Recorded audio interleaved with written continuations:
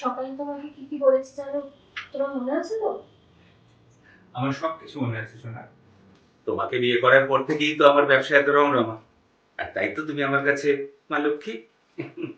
তুমি শুধু আদেশ করবে, বুঝলে? থাক থাক, আর ন্যাকামি করতে হবে না, অনেক হয়েছে। এবার কাজে যাও তো। এই আছে শোনো না, আমি ঠিক দুপুর দুটোর মধ্যে চলে আসার চেষ্টা করবো। তবুও যদি আমার আসতে একটু দেরি হয়, রানাদা যদি আসে, তুমি 20 লাখ টাকার চেকটা দিয়ে দিও। ঠিক আছে। ওই ড্রয়ারে যেখানে 3 লাখ টাকা রাখা আছে, তার সাথেই আমার চেকটা রাখা আছে। ঠিক আছে জানি, তুমি সাবধানে যাও। আমি রানা দিলে চেকটা দিয়ে দেবো। তুমি এখন যাও।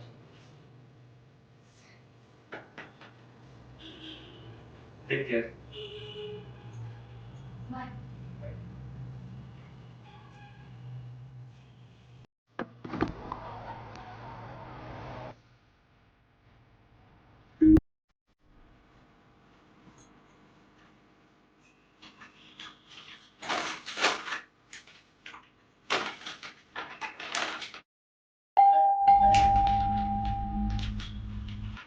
দাঁড়ান রানা, দাঁড়ান, আসছি।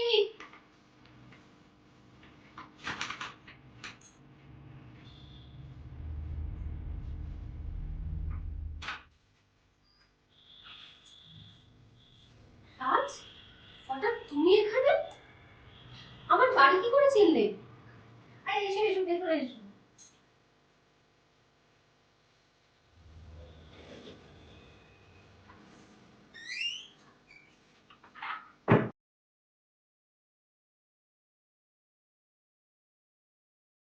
আচ্ছা, তুমি ঘরের ভেতর থেকে রান্নাদা রান্নাদা বলে বলেছিলে।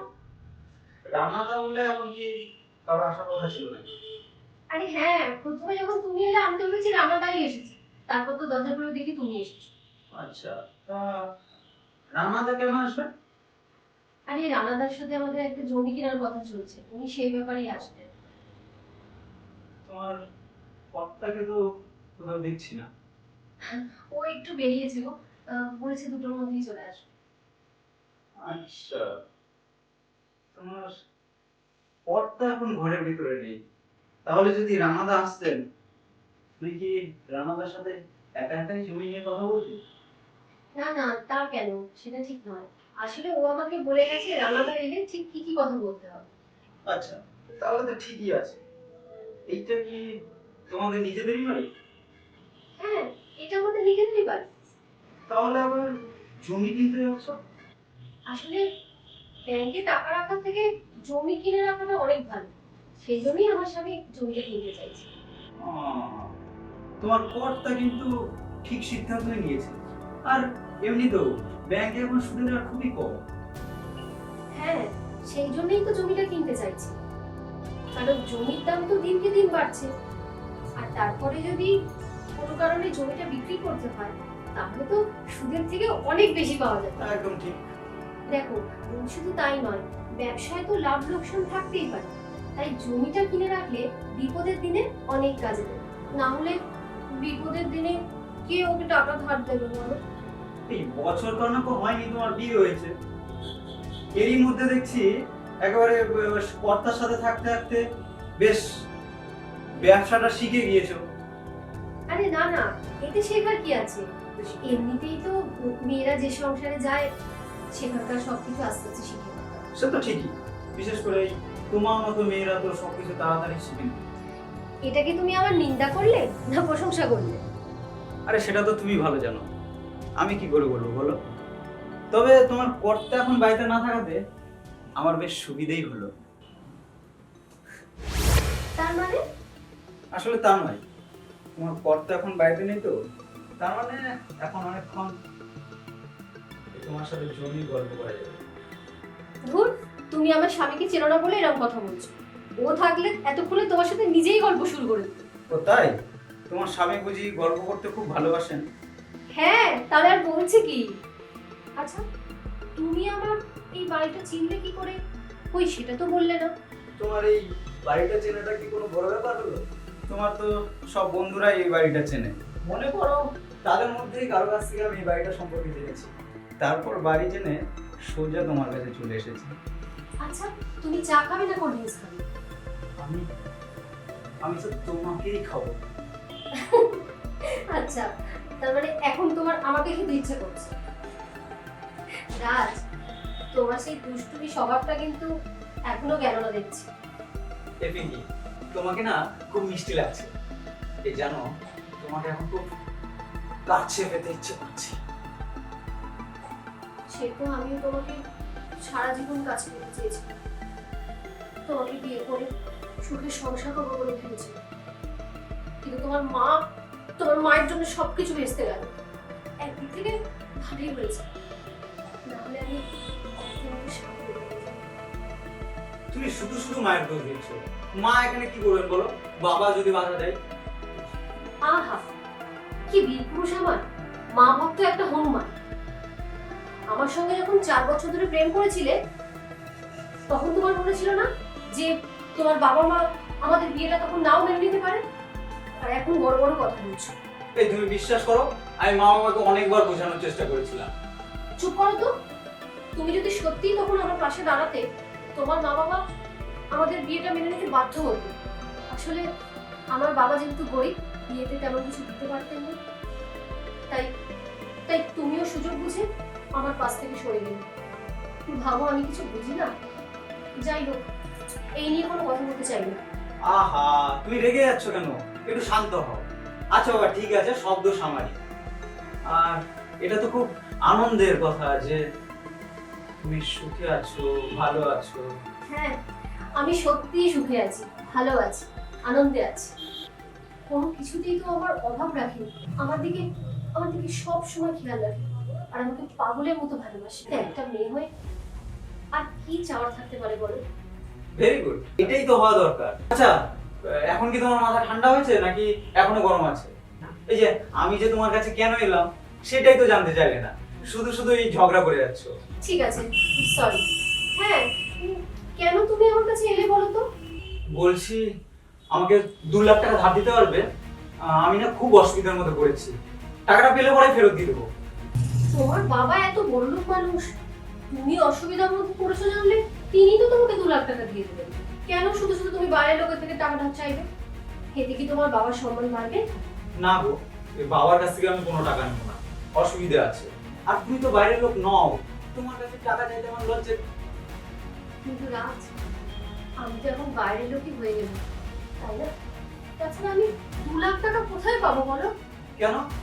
তোমার তোমার কর্তা এত বড় ব্যবসাদার, নিশ্চয়ই তাহলে বাড়িতে সবসময় কয়েক লাখ টাকা বাড়িতে থাকে। সেখান থেকেই না হয় আমাকে ওই 2 লাখ টাকাটা দিয়ে দাও। না গো, ও বাড়িতে কোনো টাকা রাখে না, শুধু বাজার হাট করার জন্য আমাকে কয়েকশো টাকা দিয়ে রাখে। তাহলে তোমার কর্তাকে বলো, উনি তো এখন জমি কিনতে যাচ্ছে, তাহলে নিশ্চয়ই ওনার কাছে আমার টাকা আছে। তুমি বললে নিশ্চয়ই এই সামান্য 2 লাখ টাকা আমায় দিয়ে দেবে। আমি স্বামীকে কি করে বলবো বলো? ও তো তোমাকে চেনেও না, জানেও না, কেন তোমাকে টাকাটা দিতে? 500,000 টাকা হলে তার একটা কথা ছিল, তো আমি নিজেই ম্যানেজ করি। 2 লাখ টাকা অসম্ভব ব্যাপার। এই অসম্ভব বলে কিন্তু কিছু হয় না। তুমি তো বললে স্বামী তোমাকে নাকি পাগলের মতো ভালোবাসে, তাহলে তুমি বললে নিশ্চয়ই উনি তোমার কথা ফেলবেন না। তুমি তুমি বলবে যে বিয়ের আগে যাকে তুমি 4 বছর ধরে খুব ভালোবেসেছিলে, টাকাটা তাকে ধার দিতে হবে। এই এই তোমার কি মাথা টাথা সব খারাপ হয়ে গেল নাকি? বিয়ের পর এসব কথা আমি কি করে স্বামীকে বলবো? কেন বলা যায় না শুনি? এই বিয়ের আগে তো 4 বছর ধরে তুমি আমাকে এত ভালোবাসতে, এই আমার সঙ্গে কত ভালো ভালো সময় কাটালে, আর এখন আমি বিপদে পড়েছি বলে তুমি আমায় ভুলে যাবে? এখানে ভুলে যাওয়ার তো কথাই আসছে না। স্যার, তুমিও তো আমাকে খুব ভালোবেসেছিলে, আমাকে নিয়ে তুমিও তো অনেক ভালো ভালো সময় কাটিয়েছো। তাহলে সব যখন বুঝছো, এই আমাকে 2 লাখ টাকার ব্যবস্থাটা করে দাও। কি করে তোমাকে 2 লাখ টাকার ব্যবস্থা করে দেবো? আমার কাছে কি কোনো টাকা থাকে না? তাহলে তাহলে কি তোমার কর্তার জন্য অপেক্ষা করবো? আমার বন্ধু হিসেবে সে তুমি অপেক্ষা করতেই পারো, কিন্তু ও তো তোমাকে চেনে না, জানেও না। আরে চেনা না তো কি হয়েছে? তোমার কর্তার কাছে আমি নিজের পরিচয় দেবো? আরে বলবো আমি তোমাকে 4 বছর ধরে ভালোবেসেছি, কত সুন্দর সুন্দর সময় কাটিয়েছি একসাথে, আমরা কত ফটো তুলেছি।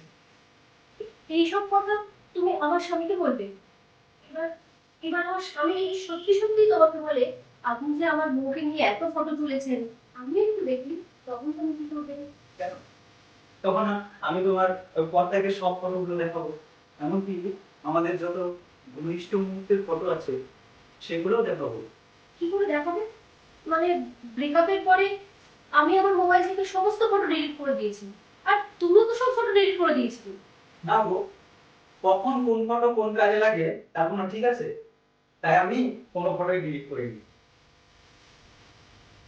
সব ফটোগুলো মোবাইলের মধ্যে আলাদা করে সেভ করে রেখেছি। তার মানে আমাদের তো 1 বছর আগেই ব্রেকআপ হয়ে গেছে, তাই এখন এইসব ফটো রেখে তোমার কি লাভ? লাভ নিশ্চয়ই আছে। এই যেমন এখন আমার 2 লাখ টাকা দরকার, তোমার কাছে চেয়েও পাচ্ছি না। এখন তুমি যদি 2 লাখ টাকার ব্যবস্থা করতে না পারো, তাহলে তোমার কর্তাকে এইসব ফটোগুলো হোয়াটসঅ্যাপ করে পাঠিয়ে দিতে হবে। এখন তোমার কর্তার হোয়াটসঅ্যাপ নাম্বার জোগাড় করতে আমার কিন্তু খুব বেশি সময় লাগবে না। এইবার এইবার আমি তোমার মতলব বুঝতে পেরেছি, কেন তুমি আমার বন্ধুর কাছ থেকে এই বাড়ির ঠিকানাটা জোগাড় করেছো। দেখো, ওইসব মতলব বুঝে কোনো লাভ নেই। 2 লাখ টাকা যদি আমি না পাই না, আমি কিন্তু তোমার সব বন্ধুদের কাছে ফটোগুলো পাঠিয়ে দেবো। আর তারপর ফটোগুলো যদি ভাইরাল হয়ে যায়, তখন কিন্তু আমাকে কিন্তু দিতে হবে। আমি সব বুঝে গেছি। প্রথমে তুমি বললে তোমার 2 লাখ টাকা ধার চাই, তো বললে তোমাকে 2 লাখ টাকা দিতেই হবে। তার মানে এসব ধার ফার সব তোমার বানানো গল্প। তুমি আসলে এই ফটোগুলো দিয়ে আমাকে ব্ল্যাকমেইল করতে চাইছো। তুমি যদি মনে করো এটা ব্ল্যাকমেল, তাহলে তাই। তার মানে তুমি এই 4 বছর ধরে আমাকে কখনো ভালোবাসোনি, আর তাই তো ওই ফটোগুলো ডিলিট না করে আজকে আমার চরম ক্ষতি করতে এসেছো। তাহলে আমার এই সুখ তোমার সহ্য হচ্ছে না, তোমার খুব প্রেস্টিজে লাগছে। তুমি আসলে কোনোদিনই কারোর প্রেমিক অথবা বন্ধু হতে পারো না, তুমি একটা ক্রিমিনাল। তুমি তুমি 1 নম্বরের শত্রু। আর জানো তো, শত্রুদের বিনাশ একদিন হবেই হবে। সে যখন আমার বিনাশ হবে তখন দেখা যাবে। তুমি তো আমার ফোন নাম্বারটা জানো, আমি এখন চলে যাচ্ছি। আর এই কালকে বিকেলের মধ্যে আমার কিন্তু 2 লাখ টাকাটা চাই। আর কখন সে টাকাটা নিয়ে যাব সেটা একটু ফোন করে বলে দিই, আমি ঠিক চলে যাচ্ছি। আর সত্যি যে ফটোগুলো আমার কাছে যাচ্ছে তার কিছু নমুনা আমি তোমার মোবাইলে পাঠিয়ে দিয়েছি, পরে দেখে নিও।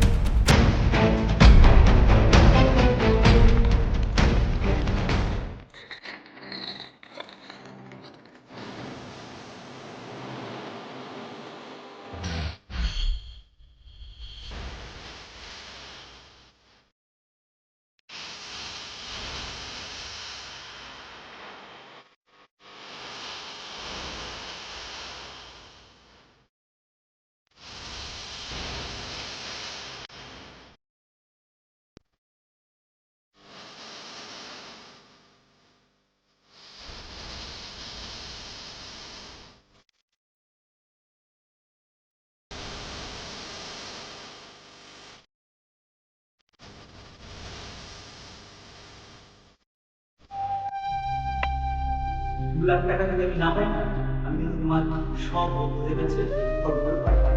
তারপর যদি ফটোগুলো ভাইরাল হয়ে যায় তখন কিন্তু আমার বুঝতে হবে। আর এই কালকে বিকেলের মধ্যে আমার কিন্তু 2 লাখ টাকাটা চাই।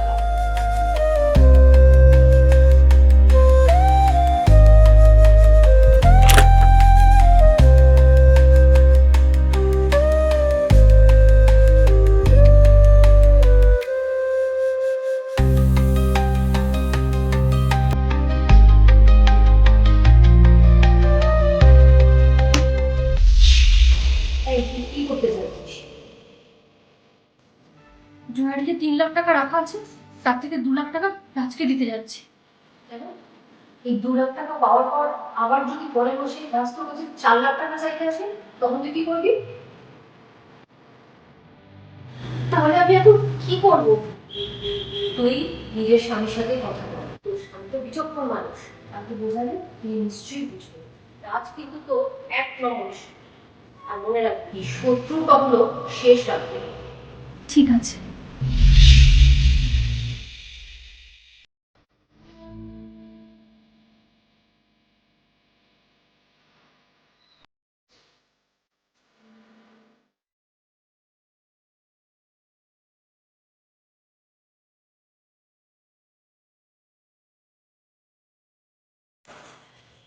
কি হয়েছে শোনো তোমার? দরজা খোলা রেখে এরকম ভাবে শুয়ে রয়েছো, তোমার কি শরীর খারাপ করছে? বাড়ি থেকে বেরোনোর সময় তুমি তো ঠিকই ছিলে। দেখি একবার। ডাক্তারবাবুকে কি একবার ফোন করবো?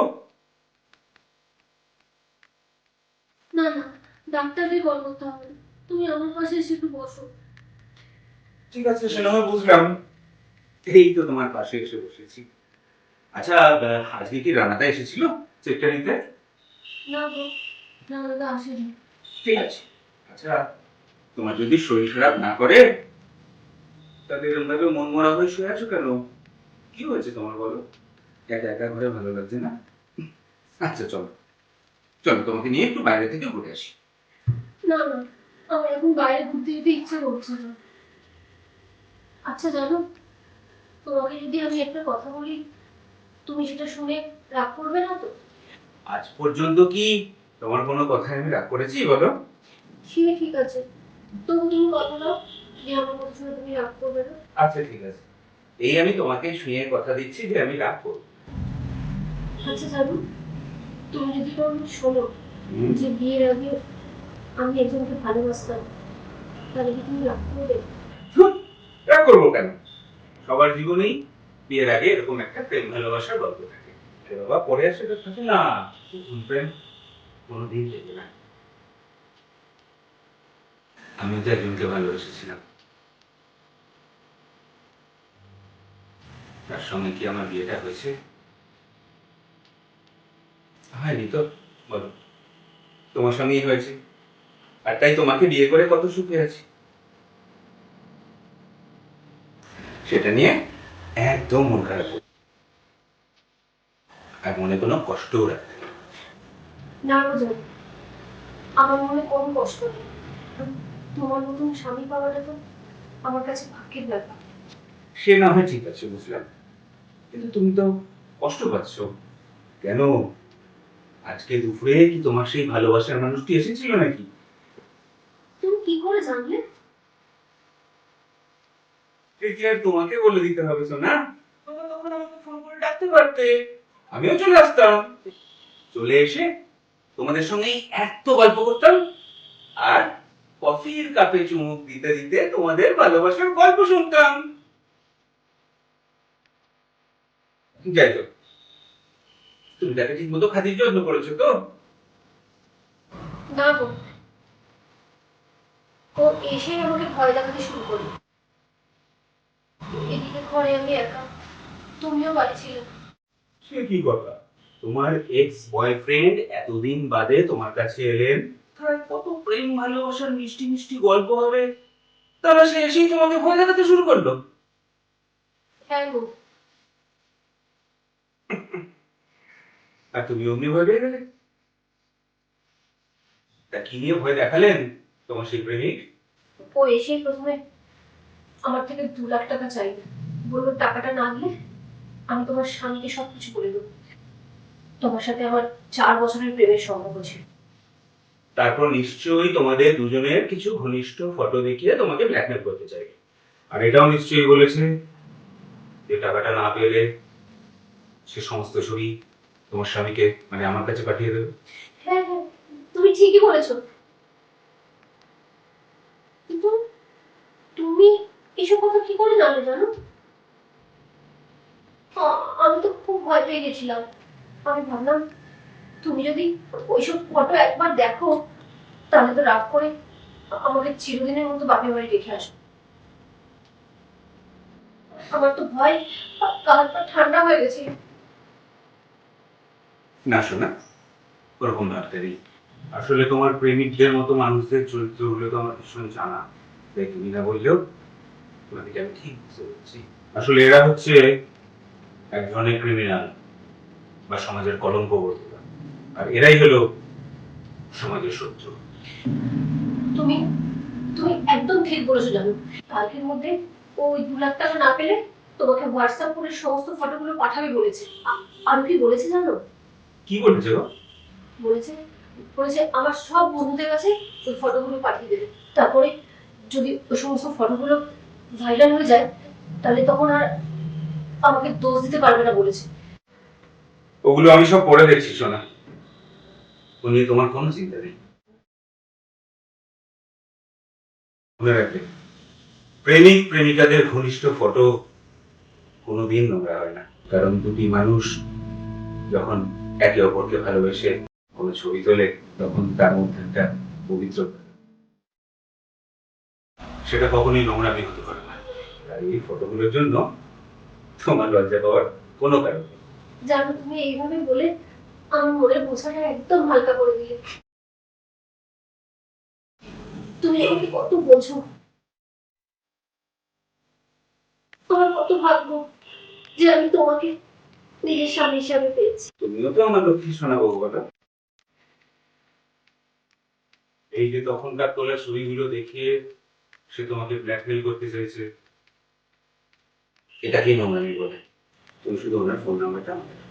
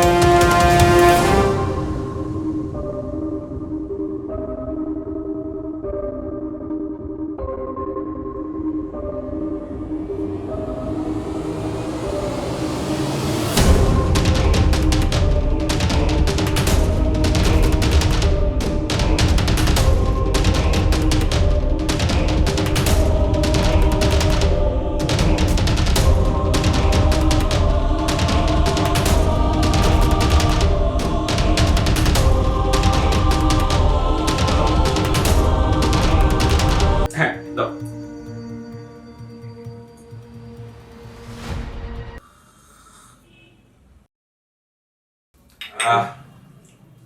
দারুণ আছে।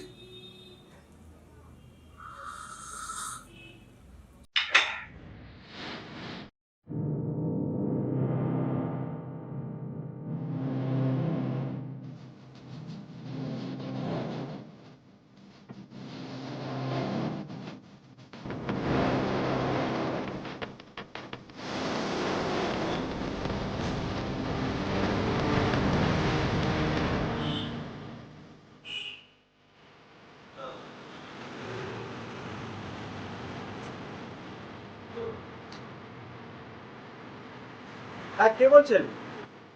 আমি আপনার এক্স গার্লফ্রেন্ড পিঙ্কির হাজবেন্ড অমিত কর কথা বলছি। কি যাতা কথা বলছে? আমার তো কোনো গার্লফ্রেন্ডই নেই।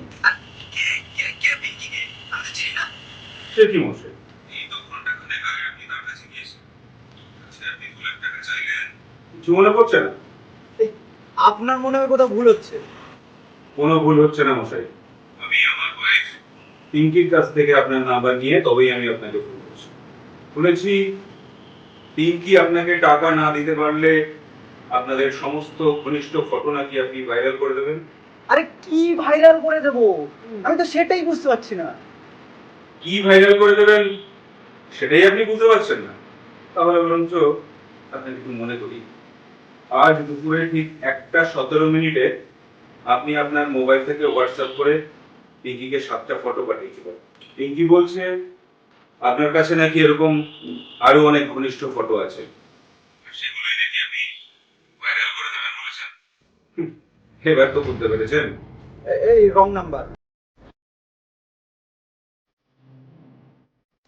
কেটে দিল, আবার করুন।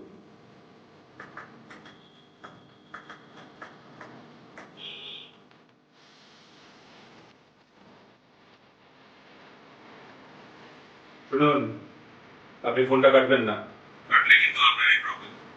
আপনি কিন্তু এখন একই সঙ্গে লালবাজার কন্ট্রোল রুম আর ঠাকুরপুকুর থানার আন্ডারে রয়েছেন।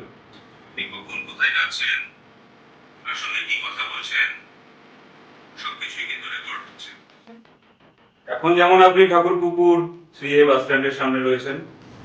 মানে আপনি কি আমায় ভয় দেখাতে চাইছেন? না না, ভয় আমি আপনাকে দেখাচ্ছি। আরে বাবা, ভয় তো ছোট লোকেরা দেখায়।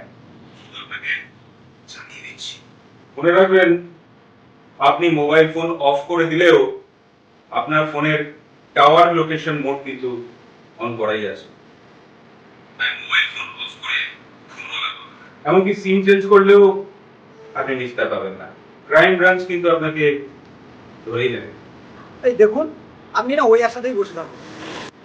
না না মশাই, আমি বসে নেই, আমি আমার কাজ করেই যাচ্ছি। শুধু মনে করিয়ে দিই, আপনার বাড়ির ঠিকানা আর ফটো সবই কিন্তু লালবাজারে ক্রাইম ব্রাঞ্চে দেওয়া আছে। রাত্রে কিন্তু আপনি নিজের বাড়িতেও ঢুকতে পারবেন না। ওখানে কিন্তু সাদা পোশাকে থানা এবং ক্রাইম ব্রাঞ্চের অফিসাররা উপস্থিত থাকবেন। তার থেকে বরঞ্চ আপনি নিজের দোষ স্বীকার করে নিন আর পুলিশের কাছে ধরা দিন, তাতে আপনার শাস্তি কিছুটা হলেও কম হবে। এই এত লেকচার না দিয়ে আপনি যা করার করে নিন তো। আমি যদি আমার ফোন থেকে সব ফটো ডিলিট করে দেই, তাহলে আপনি কি করে এই থানা কিংবা লালবাজারে গিয়ে প্রমাণ করবেন যে আমি আপনার ওয়াইফ ওই পিঙ্কিকে হোয়াটসঅ্যাপে ফটোগুলো দেখিয়ে ব্ল্যাকমেল করেছি? আপনি এই বুদ্ধি নিয়ে পিঙ্কিকে ব্ল্যাকমেল করতে এসেছিলেন।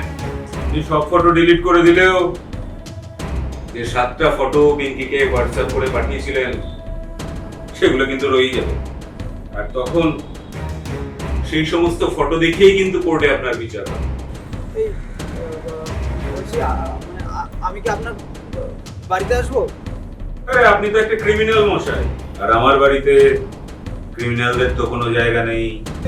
বিশ্বাস করুন স্যার, আমি খুব ভালো ছেলে, বন্ধুদের পরামর্শে এটা আমি করেছি।